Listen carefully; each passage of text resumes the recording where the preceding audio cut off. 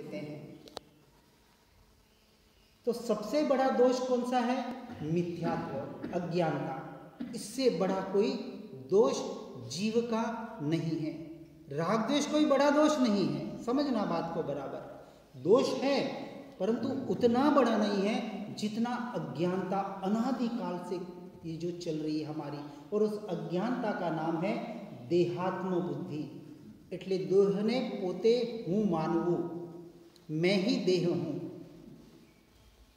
मैं आत्मा हूँ, मैं शरीर नहीं हूँ। ये बात हम बोलते हैं, सुनते हैं, समझने का भी प्रयास करते हैं, लेकिन जीवन में अप्लाई कितना करते हैं, सबसे बड़ी बात ये है।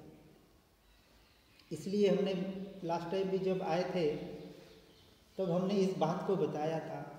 बहुत अच्छे भजन, क्योंकि आप लोग भजन बहुत अच्छे गाते हैं, तात्विक भजन होते हैं, तो उन भजन के द्वारा भोजन हो जाए और भोजन करते करते भजन हो जाए। तो भजन तो आप करते हैं, उसमें भोजन कैसे करना? तो उसके भावों को समझकर, उसके अर्थों को समझकर अपने जीवन में उतारने का प्रयास करेंगे तो उस भजन का भोजन हो जाएगा।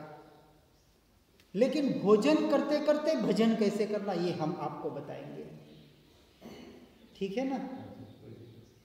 भोजन का मतलब सिर्फ एक भोजन नहीं, हमारे दिन में हजारों क्रियाएं होती है। हर क्रिया के काल में हम अपने आत्मा के जागृति में कैसे रह सकते हैं, इसको बताने का मैं प्रयास करूंगा, क्योंकि यही मेरा मुख्य विषय है। घटपट आदि जान तू तेथी तेने मान, जाननार ने मान नहीं, कहिए केवो ज्ञान। किसको कहा ज्ञान? एक जीव जो सारे जगत को जानता है, एक व्यक्ति जो सारे जगत को, जितनी भी वस्तु है, जो भी है, सब कुछ जानता है,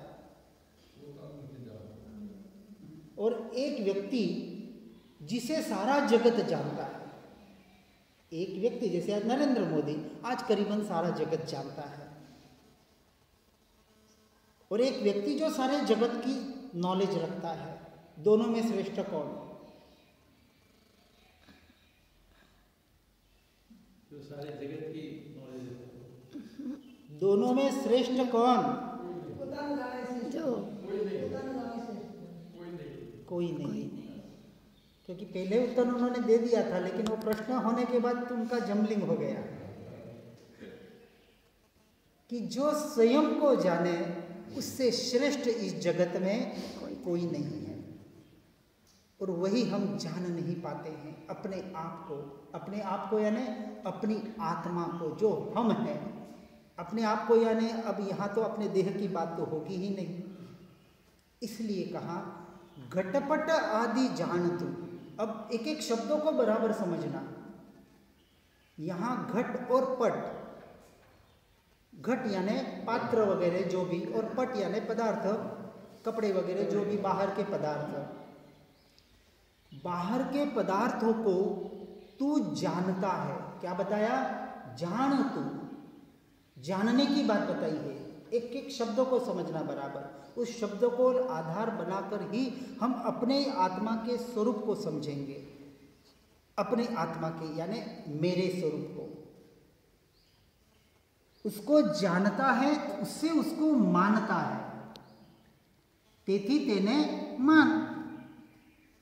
अब ये दो बात बताई, एक बात बताई जानने की और एक बात बताई मानने की। जाननार ने जान नहीं, ये जो जानने वाला है इन पदार्थों को, उसको तो तू मानता नहीं है, तो तेरा ज्ञान कहां से आया? अब ज्ञान किसको कहा? ज्ञान।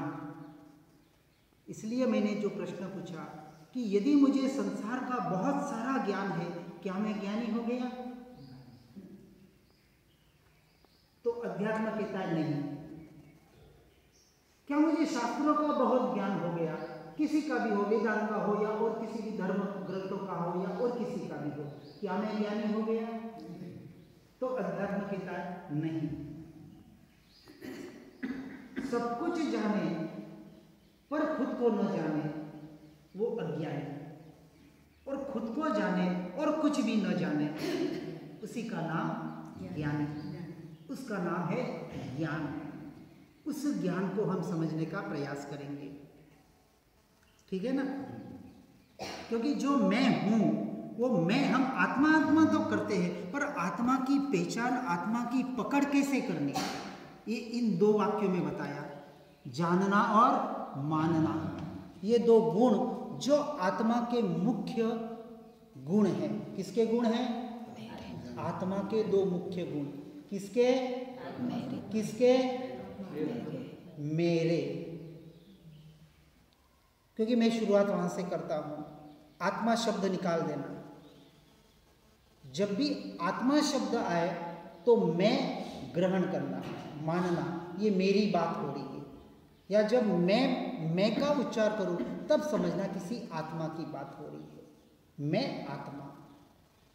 अब वास्तविक मैं आत्मा, ये भी दो शब्द हो गए, इसलिए आत्मा निकल जाए और वहां मैं पना स्थापित करने का हमें अभ्यास करना पड़ेगा। ये अभ्यास ही हम नहीं कर पाते हैं।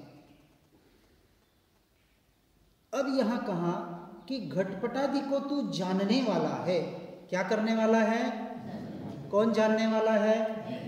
मैं, आत्मा। अब जानता है, किसके द्वारा जानता है? अब थोड़ा आगे चलेंगे तो इंद्रियों के द्वारा जानता है। इंद्रियों के द्वारा जब जानता है तो उसे अपना मानता है। जब आत्मा यानी कि मैं अपनी इंद्रियों के द्वारा इन बाहर के घटपटादि पदार्थों को जब जानता हूं तब उसे अपना मानता हूं। यानी क्या अर्थ हुआ कि आत्मा यानी कि मैं जिसे जानता हूं उसे अपना मानता हूं। बात आई समझ में? जिसे जानता हूं उसे अपना मानता हूं। पर को जानूंगा तो पर को अपना मानूंगा, और अपने को जानूंगा तो कितना सरल मार्ग है। इन शब्दों के माध्यम से जो बताया गया है उसको समझना है। क्या बताया? जानना और मानना आत्मा का स्वभाव है, मेरा स्वभाव है। जानना ज्ञान गुण से होता है और मानना दर्शन गुण से होता है। ये दो गुण मुख्य आत्मा के बताए, ज्ञान और दर्शन, जिसको हम ज्ञाता दृष्टा भाव भी कहते हैं। ज्ञाता दृष्टा भाव, देखना और जानना। जिसको जाना उसको अपना माना। अब ये जो बात आई शंकर जी की कि अनादि से हमने देह को ही जाना और देह को ही अपना माना, और देह से जुड़े इन सारे संबंधों से, चाहे घर स्थित पुत्र परिवार आदि हो, चाहे जमीन जायदाद हो, चाहे कुछ भी हो, ये जो जुड़े हैं, किससे जुड़े हैं? शरीर से जुड़े हैं। हाँ, वर्गणा, जो भी वर्गणा है ना, पर जुड़ी शरीर से है ना। ये जिसको हमने मेरापना हमने स्थापित किया है, उस मैं की वजह से जुड़ी। जब मैं ही नहीं रहेगा तो क्या यह मेरा रहेगा कुछ? हम कहते हैं एक क्षण में सब कुछ छूटने वाला है। एक क्षण में ये देह यहाँ से निकल गया, सब कुछ जाना अनजाना हो जाएगा। एक क्षण में हो जाएगा। कितना टाइम लगेगा? हो जाएगा ना। और ये भी साक्षी, जैसे कहा ना, कैसे हमको पता है कि इस भव में पूर्व भव कितने को याद है? हाथ ऊंचा करें। किसको पूर्व भव याद है? अब हम कहते हैं कि 84 लाख योनियों में हर जीव घूम के आ गया। आया या नहीं आया? आया, ये बात तो मानते हैं ना। फिर 84 लाख योनि में कौन सी योनि में जाके आए? बताओ तो सही। अभी याद है किसी को? गया जन्म याद है? नहीं याद।